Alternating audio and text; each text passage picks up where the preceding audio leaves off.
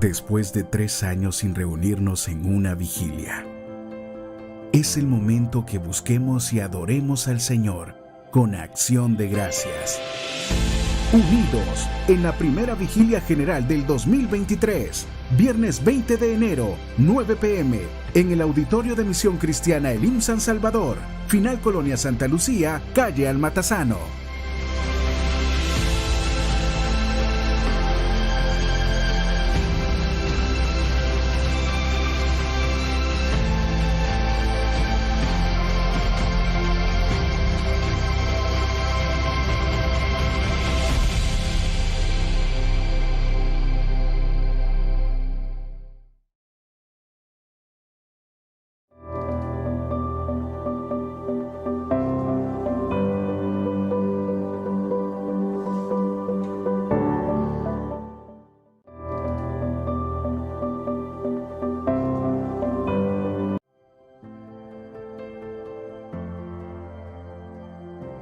Después de 3 años sin reunirnos en una vigilia, es el momento que busquemos y adoremos al Señor con acción de gracias. Unidos en la primera vigilia general del 2023, viernes 20 de enero, 9 p.m., en el Auditorio de Misión Cristiana Elim San Salvador, Final Colonia Santa Lucía, calle Almatazano.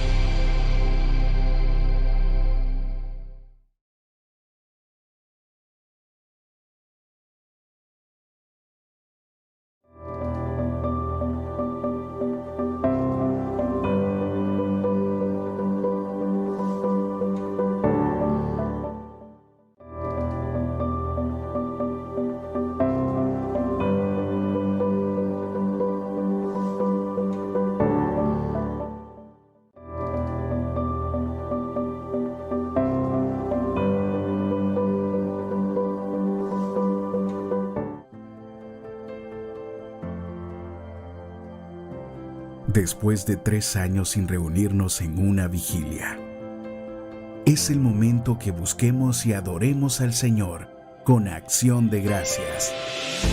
Unidos en la primera vigilia general del 2023, viernes 20 de enero, 9 p.m., en el Auditorio de Misión Cristiana Elim San Salvador, Final Colonia Santa Lucía, calle Almatazano.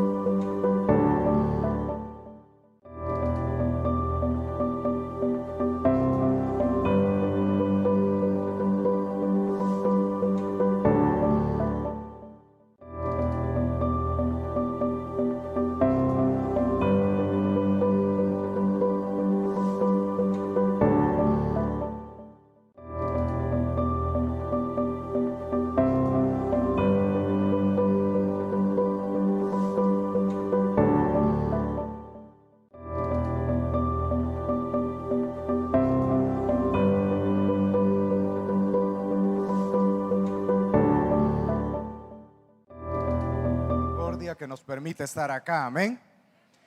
¿Cuántos están alegres? ¿De veras, hermanos, están alegres? Qué bueno es el Señor, amén. Ya saludó al hermano que tiene la par, hágale una reverencia, Dios le bendiga. Qué bueno verle, es un gusto que esté acá. Nos gozamos en el Señor, el que usted pueda estar en este lugar, amén. Esta tarde, hermanos, queremos recibir el consejo de la palabra de Dios, y para ello vamos a buscar en la Escritura, en la primera carta de Juan, primera de Juan, capítulo 1,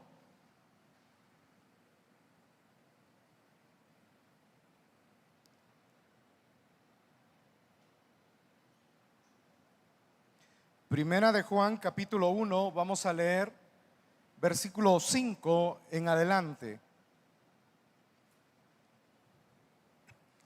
Pero antes de leer vamos a orar y vamos a decirle al Señor que nos dé su palabra, nos edifique, nos instruya, nos escuche de tal manera que pueda atender nuestras peticiones. Amén. Oremos a Dios, cierre sus ojos y digámosle: Padre, gracias.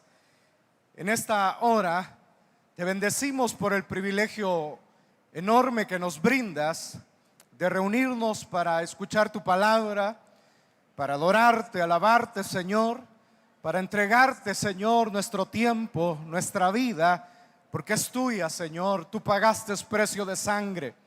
Gracias por cada hermano y hermana acá presente, por los amigos, Señor, que aquí están, para que desde ya sean bendecidos a través de tu palabra, pero que sobre todo tú seas exaltado, glorificado, Señor, en el nombre de Jesús. Padre, escucha nuestro clamor, las peticiones que tu pueblo trae. Obedece, Señor, a nuestras necesidades según tu voluntad. Sé tú obrando, Señor, conforme a tus propósitos. Sana al enfermo, levanta al caído, Señor amado. Dale fuerzas al debilitado. En el nombre de Jesús de Nazaret te lo estamos pidiendo, Señor. Y que tu palabra penetre en nuestros corazones, nuestra vida, amado Dios, para que seamos bendecidos con bendición de lo alto, Señor, en el nombre de Cristo Jesús. Te damos gracias, Señor.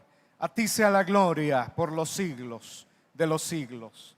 Amén y amén. Gloria a Dios.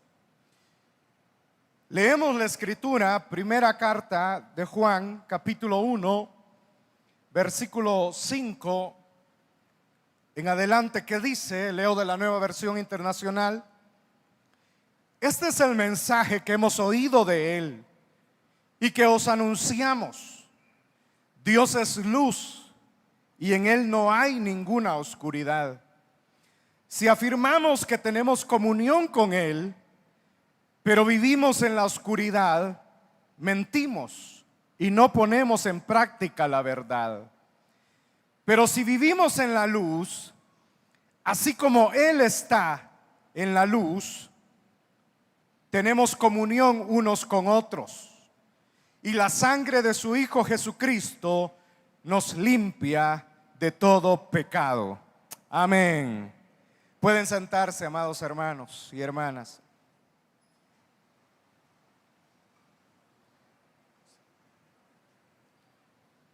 Gloria a Dios.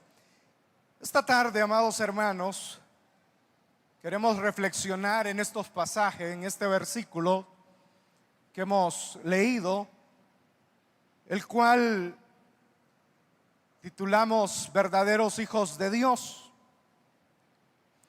La carta de Juan tiene varias peculiaridades, y es que es una carta que no tiene un destinatario en específico, ni tampoco tiene salutaciones finales como lo acostumbran las cartas del apóstol Pablo, que tienen un destinatario específico y al final pues saludos que también van dirigidos exclusivamente a personas o iglesias en general. Pero esta carta, amados hermanos, tiene un sentido muy propio y especial, porque está dirigida a un público que el autor lo hace de una manera muy atenta, muy cariñosa, y lo hace porque es como alguien escribiendo de un corazón de pastor hacia sus ovejas. Y esa es la peculiaridad que tiene esta carta, porque se da en un entorno muy complejo, ya que se escribe alrededor del año 100 en adelante, y específicamente en Éfeso. Y ya en ese tiempo que esta carta se está escribiendo, ya han pasado varios años donde han emergido nuevas generaciones de cristianos y cristianas. por lo menos ya hay una segunda y tercera generación de cristianos a la época o a la fecha que se está escribiendo esta carta. Y por eso es que el contenido, dije, es con un aspecto cariñoso, porque a estas alturas ya los cristianos de esta época ya les ha pasado como la emoción, vamos a decir, que causó, o el furor que causó el evangelio en sus inicios, dado que el evangelio surgió con esplendor y gloria, hermanos.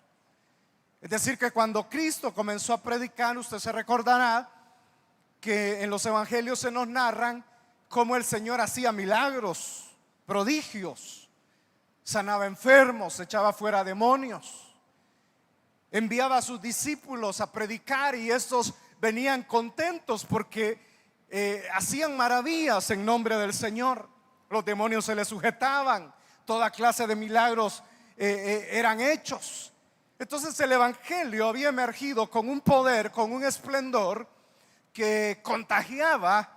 Y cuando inicia la iglesia del principio y los apóstoles comienzan a dar sus primeros sermones, sus primeros discursos allá, por ejemplo en el libro de los Hechos, si usted escucha a un Pedro predicando con un denuedo, con una confianza, con una autoridad de parte de Dios, que dice en la Biblia que miles, más de 3,000 se convertían a Cristo cada día, y se añadían a la iglesia los que habían de ser salvados. Es decir, que había un poder sobrenatural de parte de Dios en la iglesia saliente, emergente. Y eso era así, era una realidad. Pero ahora, a estas alturas, cuando ya vemos más hermanos de 60, 70 años, donde han emergido nuevas generaciones de cristianos, ya ese esplendor ha pasado. Ya no es el mismo. Ya hay más cristianos. Y sobre todo en una ciudad como Éfeso, donde llegó el evangelio e impactó, y la gente lo veía más el evangelio como tradicional.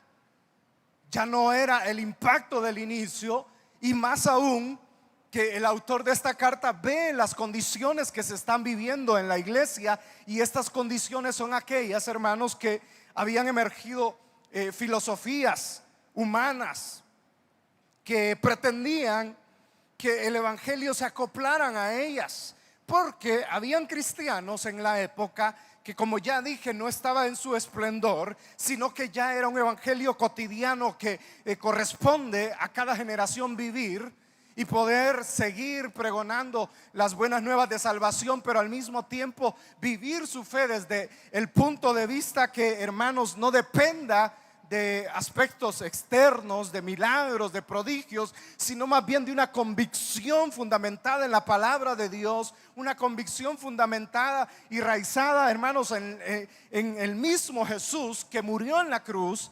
Entonces ya esos elementos en los que se deben de dar posterior a los inicios, a los avivamientos que se viven en los diferentes países o lugares que se dan y surgen, como hoy en día, por ejemplo, nosotros, que allá década de los 70, 80 surgen avivamientos en nuestro país. Pero con el tiempo, hermanos, la iglesia ha de ir institucionalizándose y aprendiendo a vivir más que de los elementos, como dije, sobrenaturales. Debe de radicarse en la palabra, en las enseñanzas, en una vida diaria de enseñanzas de la palabra de Dios. Pero en aquel entonces en Éfeso, los cristianos empezaban a ver que las demandas del evangelio eran muchas,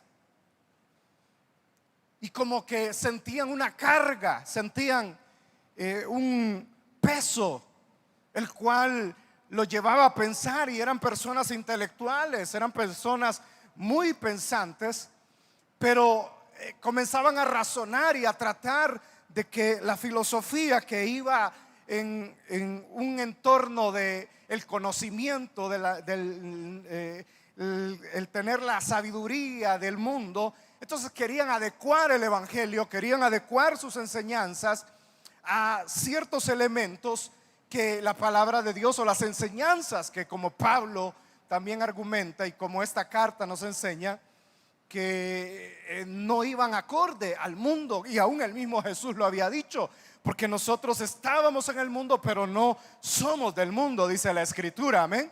Y el Señor lo había vaticinado: si el mundo me ha despreciado a mí, los despreciará a ustedes, les decía.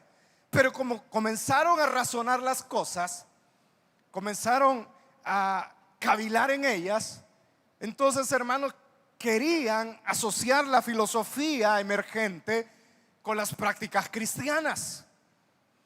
Querían acoplarlas y habían dejado de lado lo santo, lo real, lo puro, lo verdadero que el Señor había enseñado. Y es que la iglesia debía de ser una iglesia santa, pura, apartada, preparada para su Señor.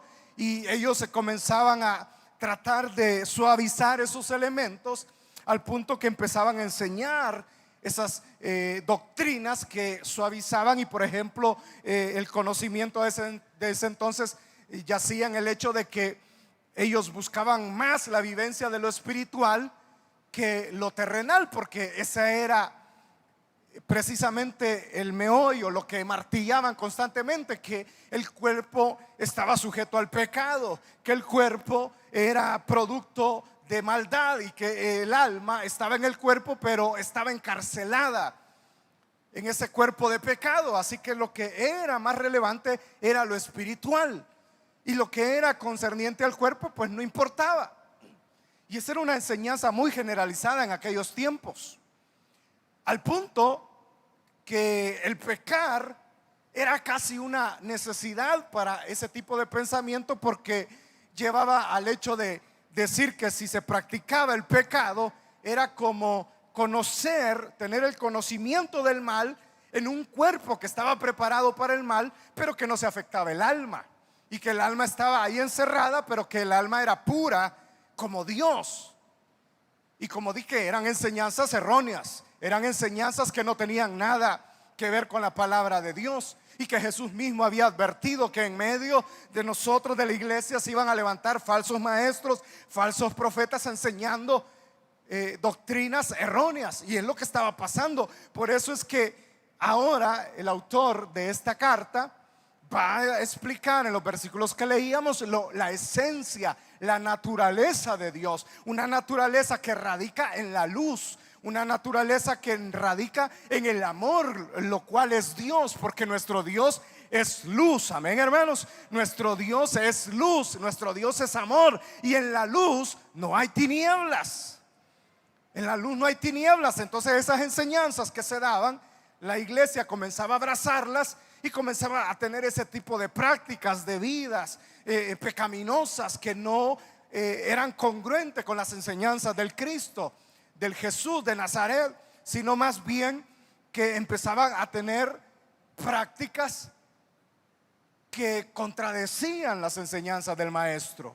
Y todo eso afectaba la vida del creyente, afectaba la vida de los cristianos, porque obviamente, hermanos, nosotros hemos sido preparados para hacer una iglesia santa, apartada. Y es que en la Biblia, cuando hablamos de santo, apartado, es algo que es diferente, que es puro, que no se parece a nada. Por ejemplo, cuando los judíos se referían al sábado, por ejemplo, y que ellos lo veían como un día consagrado, un día santo, era un día diferente a los demás días, al lunes, al martes, miércoles, jueves, viernes, sábado, domingo. Entonces el sábado era apartado, no era igual. O el templo lo veían como algo consagrado, algo sagrado, era santo también.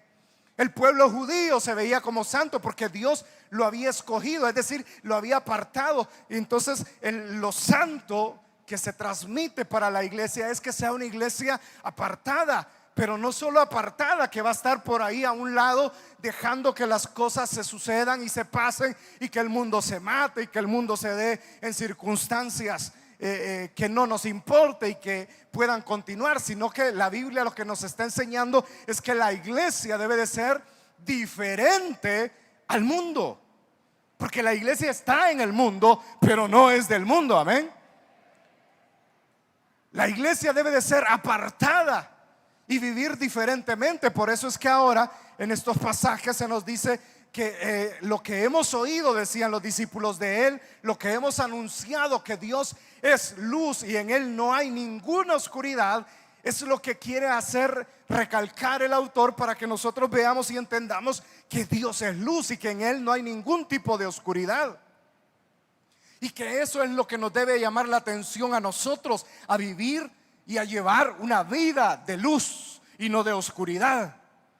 Porque de repente nuestra vida se ve rodeada de elementos que muchas veces yacen con las tinieblas, y que como no nos están viendo, como no nos están observando los pastores, los líderes, los supervisores, los hermanos de la iglesia, ¿verdad? Pero nosotros tenemos la oportunidad de poder comportarnos, como dije, mal, y poder pecar sin que nadie se dé cuenta.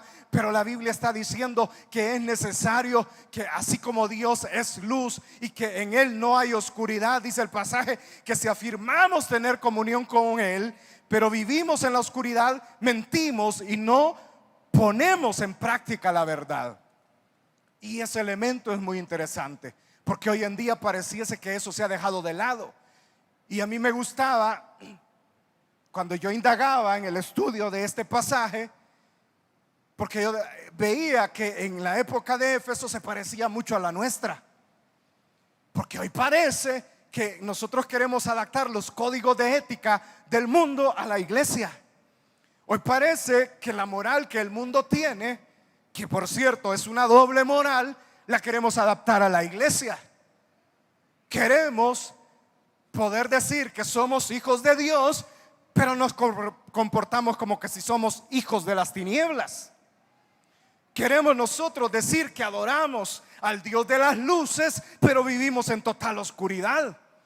No sabemos cómo actuar, qué hacer a la hora de que se nos presenta una situación que demande de nosotros honestidad, demande de nosotros claridad en cuanto a lo correcto, en cuanto a lo honesto, en cuanto a lo puro, en cuanto a lo que concierne con Dios. Y usted sabrá que una de las cosas que caracteriza al ser humano, por ejemplo en la familia, y sobre todo aquellos que tenemos hijos, es que cuando los hijos nacen y van creciendo, van aprendiendo de sus padres, amén. Y los hijos van repitiendo lo que los padres hacen, y muchas veces uno se topa con los hijos, por ejemplo de los hermanos, y están chiquitos, tienen sus 5, 6, 7, 8 años, y si usted se pone a platicar con ellos, ellos van a hablar y van a usar las palabras que oyen en sus casas, porque es el ambiente que les rodea. Y de repente se le puede salir una malcriadez, una mala palabra, y alguien dice, es que quizás lo oyó allá afuera. No, lo que pasa es que lo oyó adentro de su casa. Empiezan a ser niños mentirosos porque ven que sus padres son mentirosos. Comienzan a ser deshonestos porque ven que en su familia son deshonestos. Es decir, que los hijos se parecen mucho a los padres. Y esa es una realidad que todos los que tenemos hijos conocemos y sabemos de primera mano, amén. Eso es muy, muy real. Por eso es que cuando la Biblia en este pasaje dice que si nosotros conocemos a Dios, andamos en luz, debemos de andar en luz. Es decir, que usted y yo debemos de parecernos a nuestro Señor, amén. Por eso es que cuando a Jesús le llegaban y le decían, mira, Señor, queremos, preséntanos al Padre, le decían algunos, me estás viendo a mí, si me ves a mí, conocen al Padre, les decía Jesús. Por eso que nosotros, si nosotros vamos a los evangelios, vemos la vida de un Jesús que era humilde, un Jesús que era pacífico, un Jesús que era tierno, un Jesús que era amoroso, un Jesús que era amigo, pero también un Jesús que era santo, que era honesto, que era puro, que era celoso de la obra de su Padre. Entonces uno puede conocer al Jesús de la Biblia, puede conocer a Dios y uno puede parecerse a Dios, amén, hermanos. ¿Cuántos se parecen al Señor acá? Pero ¿a cuál Señor es la pregunta? Porque a veces somos tan desleales, tan mentirosos, que uno dice, no entiendo qué tipo de persona es. Antes la gente lo veía y decía, este es cristiano, es cristiana, porque miren cómo se comporta, más que la vestimenta. Porque a veces nosotros somos muy legalistas, nos vamos al punto de la vestimenta, de cómo se viste la mujer, cómo se viste el hombre, que mire esto, que mire lo otro, pero por dentro estamos podridos. Queremos tener una fachada, queremos tener una imagen, pero estamos mal, estamos viviendo en oscuridad. Estamos teniendo un pecado oculto. Algunos ya ni se ocultan, hermanos. Algunos ya son hasta sinvergüenzas, porque ya no les importa que les vean haciendo. Son cara dura. Y usted se los puede encontrar. Es más, quizás hasta a uno le da más pena que a ellos, porque se comportan de una manera que uno dice, ¿cómo es posible que digan que son cristianos? Porque si el Padre de las luces no habita ninguna tiniebla en él, los hijos deben de tener luz también. Debemos de vivir en luz, porque la luz nos lleva a la comunión con Dios, nos lleva a la comunión con el Padre. ¿Sabe que una de las cosas más evidentes en la vida de los cristianos es la comunión que se tienen entre unos y otros? Porque este pasaje, si usted lo lee, parece medio extraño, porque dice que el que tiene la luz de Dios tiene comunión con los hermanos. Y uno cuando lee dice, ¿cómo conectamos eso? Pero es bien evidente en el sentido de que cuando uno está conectado con Dios, cuando uno está de la mano de Dios, cuando uno vive en la presencia de Dios, uno quiere ayudar a las personas, uno quiere bendecir a los hermanos, uno quiere ayudar a los amigos. ¿Por qué? Porque uno tiene en el corazón el Espíritu de Dios, y el Espíritu de Dios, dice la Biblia, que nos guía a toda verdad, y toda verdad está plasmada en la luz de Cristo, y la luz nos ilumina para que nosotros podamos ver el mal que viven otros. O como dice el Evangelio, que el Señor Jesús, cuando veía las multitudes, se compadecía de ellos, les tenía lástima, porque sabía que estaban como ovejas que no tienen pastor, y Él quería guiarlas, quería orientarlas, enseñarles la luz, enseñarles el camino para que ellos fueran derechitos a la verdad y la vida del Padre, que es a través de Jesús el Cristo, que nos ha redimido a cada uno de nosotros. Amén. Esa es nuestra realidad, amados hermanos. Esa es nuestra realidad. Y es que cuando uno conoce a Jesús, usted va a querer ser amigo de medio mundo, va a querer bendecir a medio mundo. ¿Qué es lo que pasaba en esta época? Que ellos tenían enseñanzas raras, doctrinas raras, donde querían hacer que el evangelio encajara en el mundo. Pero nosotros no podemos encajar en el mundo, porque el mundo nos enseña a ser egoístas, a ser desleales, a ser malvados. El mundo nos enseña que nosotros no seamos verdaderos hijos de Dios. Eso es lo que nos enseña el mundo. Y a veces se nos olvida, hermanos. Y parece que todo se arregla a veces con pedir un perdón a media, ¿verdad? Del diente al labio, o hacer una profesión de fe en público para que todos vean que ya estoy bien. Pero no se trata de lo que veamos los demás, se trata de lo que ve Dios, porque Dios es luz, y la luz de Dios lo revela todo, hermanos, absolutamente todo. No hay nada oculto que no haya ser descubierto, dice la Escritura. El Señor lo revela todo. Usted puede estar haciendo lo que quiera, y usted puede estar engañando a los pastores, a los hermanos, pero de Dios nadie se oculta. ¿Sabe qué es lo que pasa? Como dice uno de los salmos, que Dios, su misericordia es para siempre. O como dice esta versión que yo leía, su amor es para siempre. El amor de Dios es para siempre, y es tan grande que Él está esperando y dándole tiempo para que usted recapacite, para que pensemos, analicemos, nos pongamos a cuenta, para que no seamos contendiosos, pleitistas, avaros, codiciosos, maledicientes. ¿Y qué pues? Yo soy cristiano, pero el corvo no, dicen. Porque a veces así nos comportamos. ¿O no, hermanos? ¿O no? ¿O no se ha fijado que incluso allá afuera también se pelean los hermanos? Yo ya he visto eso aquí, porque pareciese que la luz no les ha llegado. Por eso dice la Escritura: levántate tú, que te alumbre la luz de Cristo. Tú que duermes, que te alumbre el Señor, para que puedas ver la maldad que habita en cada uno de nosotros y podamos, como dice la Escritura, ser renovados, ser transformados totalmente por nuestro Señor. Porque eso es lo que necesitamos. Ser, hermanos, limpios de todo pecado, porque eso es lo que hace nuestro Dios. Porque cuando nosotros no tenemos ese tipo de vida, una vida que va constantemente a la presencia de Dios, obviamente nos va a costar, hermanos y hermanas. Por eso a veces alguien pregunta: ¿y de qué me sirve congregarme? ¿De qué sirve que esté yendo a la iglesia? A veces es aburrido, más ese calor que hay los días domingo por la tarde. Mejor no voy, me quedo aquí y lo veo por la televisión, o por el Facebook, o por las redes.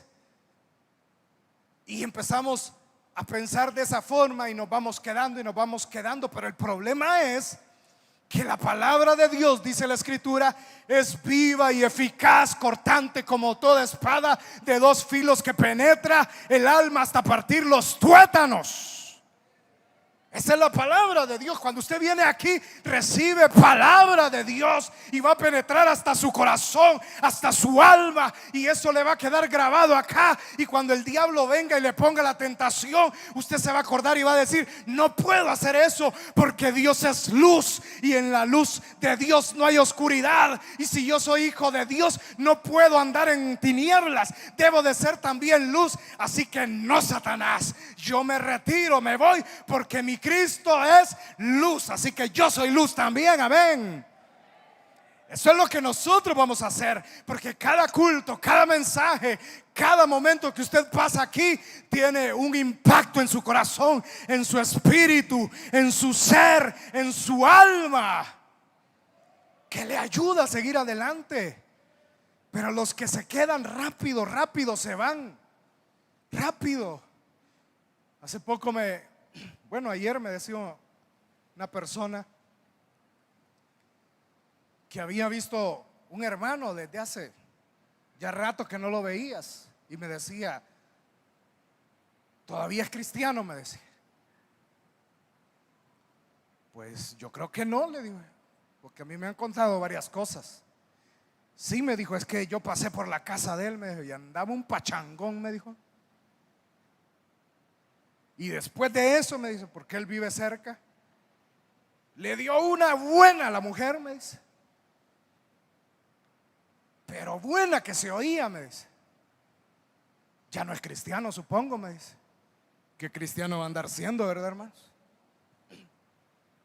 ¿Qué cristiano va a andar dándole a la esposa, pegándole?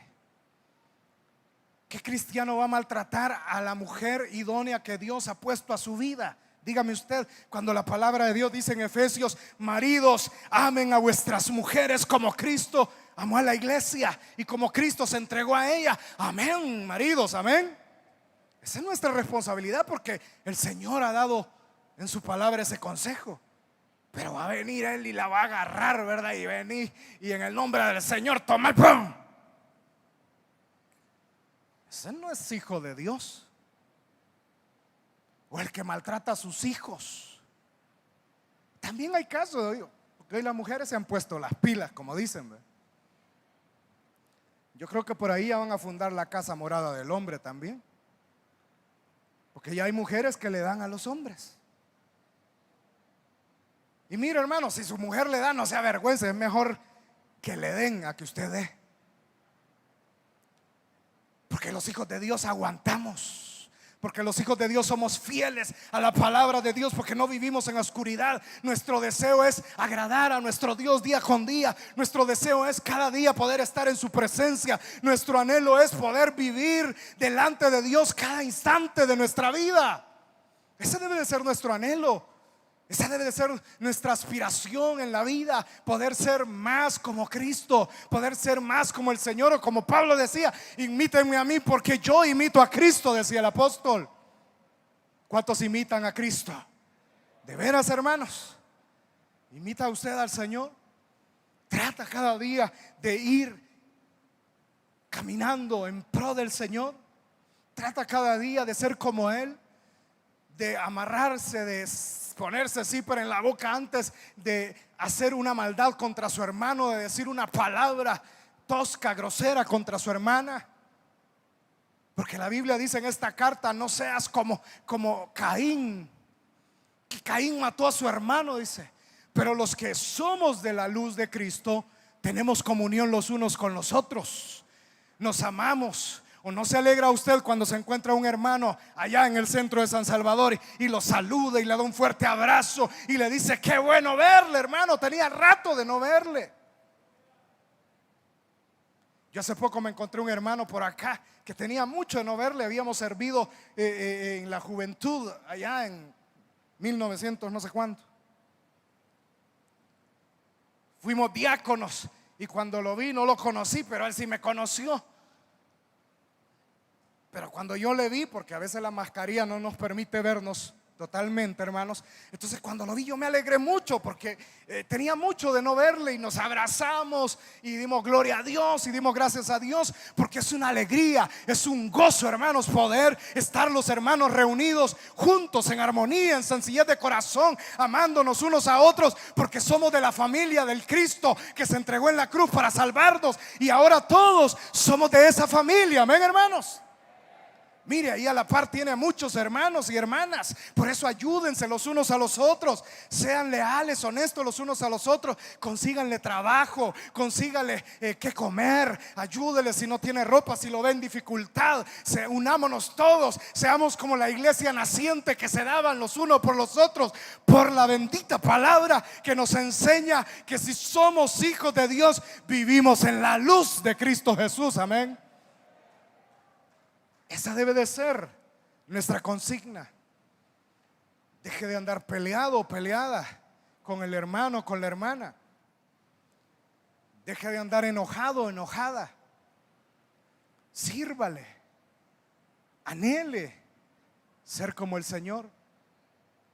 Mire, el Señor se sentaba a comer con ladrones, con publicanos, con prostitutas, pero también se sentaba con los maestros de la ley, con fariseos, con saduceos, con escribas, con todos ellos, porque a todos les compartía el evangelio. A veces estaba en la sinagoga y les enseñaba a todos ellos, y ellos venían y trataban de tentarle, pero él en su amor y misericordia les respondía,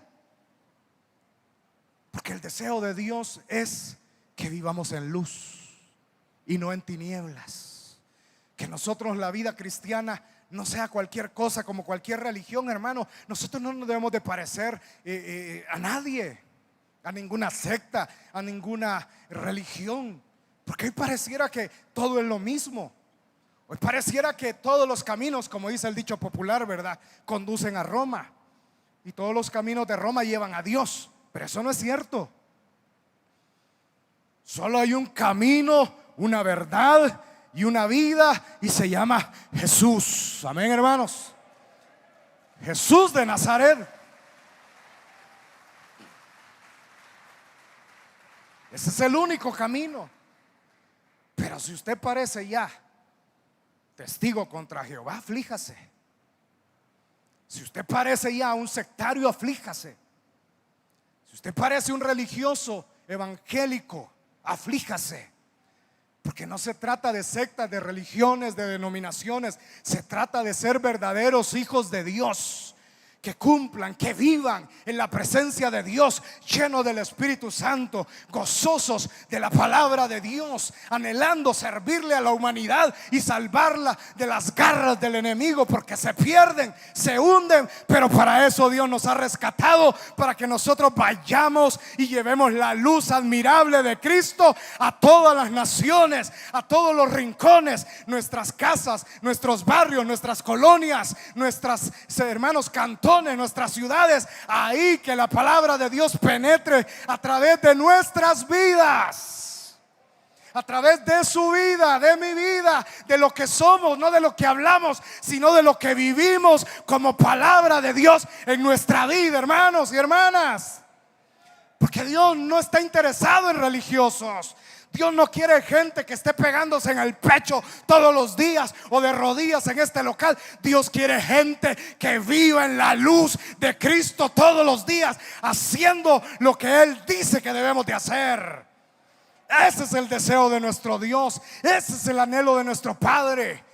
Que usted viva en santidad, apartado, que sea amigo del ladrón, pero que sea amigo para que lo evangelice, para que hable con él, que sea amigo del adúltero, para que le haga ver que su pecado es grave y que necesita apartarse de ahí y venir a la luz admirable de Cristo, que sea amigo del marero para que lo saque de las tinieblas, de ese mundo de maldad, y pueda venir a la luz de nuestro Dios. Para eso el Señor nos ha puesto en esta tierra, amén, a todos y a cada uno de nosotros.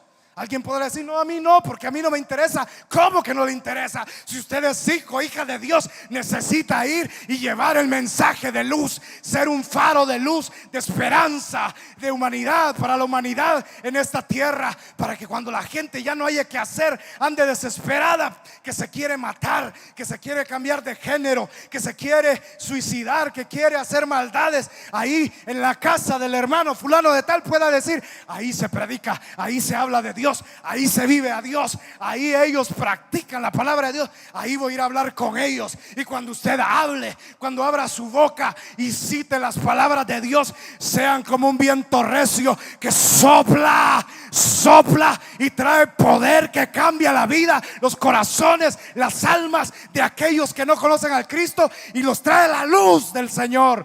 Dicen amén, hermanos. Diga gloria a Dios, pues.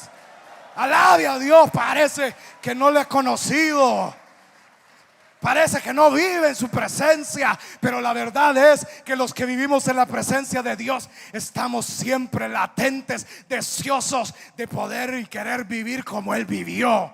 Y si eso es que nosotros debemos de tomar la cruz y seguirle hasta la muerte, lo vamos a hacer, porque eso es lo que el Señor quiere de cada uno de nosotros. Amén, hermanos. Cierra sus ojos, vamos a orar esta tarde. Y vamos a decirle al Señor: gracias,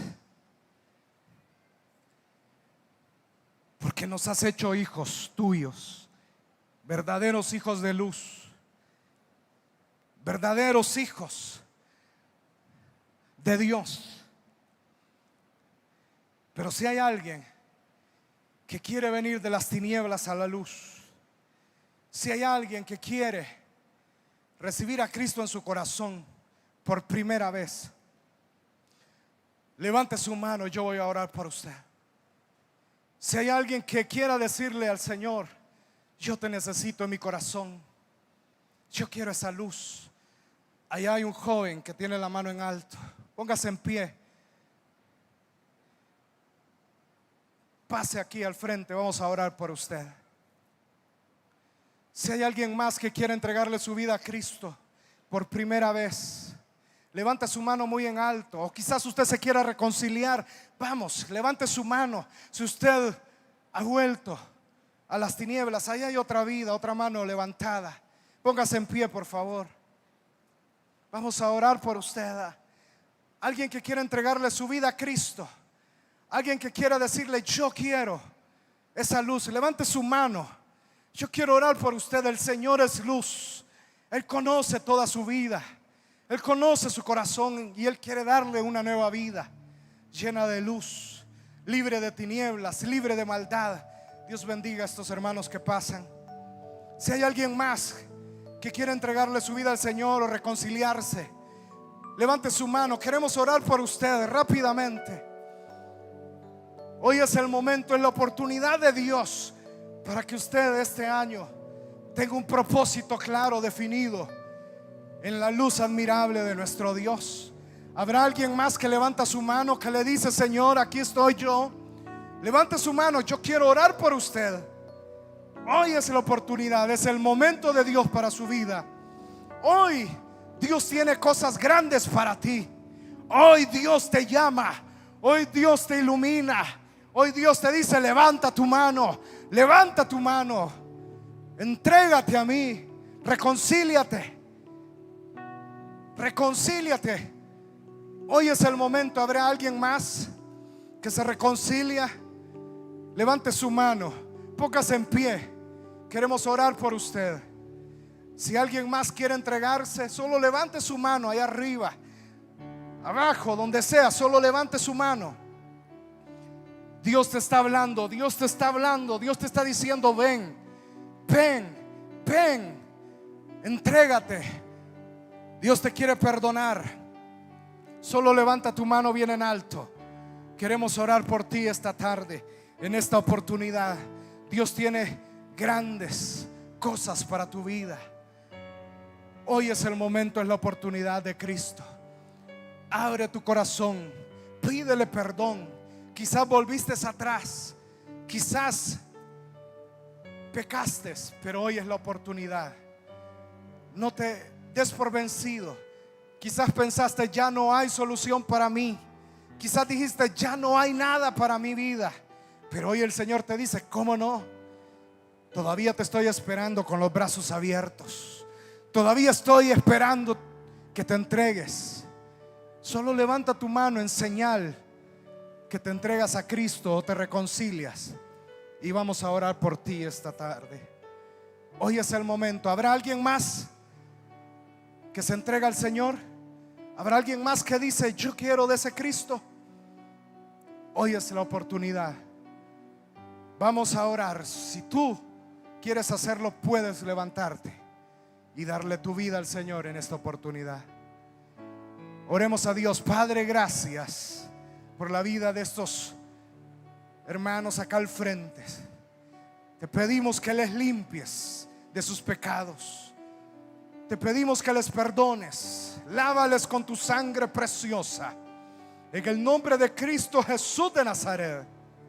Señor, te lo suplicamos y los ponemos en tu amor, en tus manos de amor y misericordia. Que sigan adelante, Señor, batallando en la fe que ilumina al mundo. Gracias, Señor.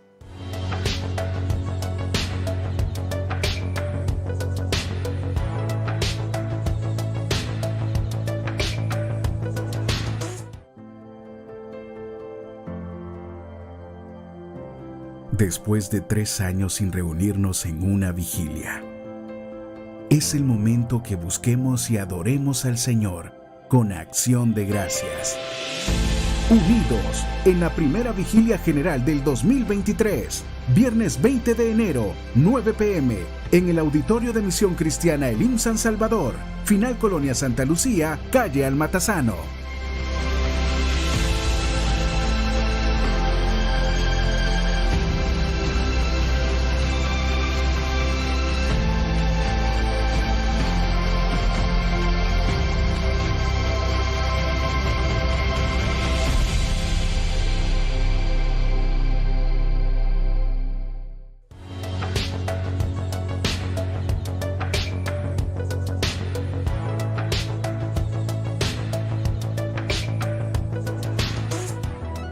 Si usted ha aceptado a Jesús como su Salvador, llámenos al 2294-9596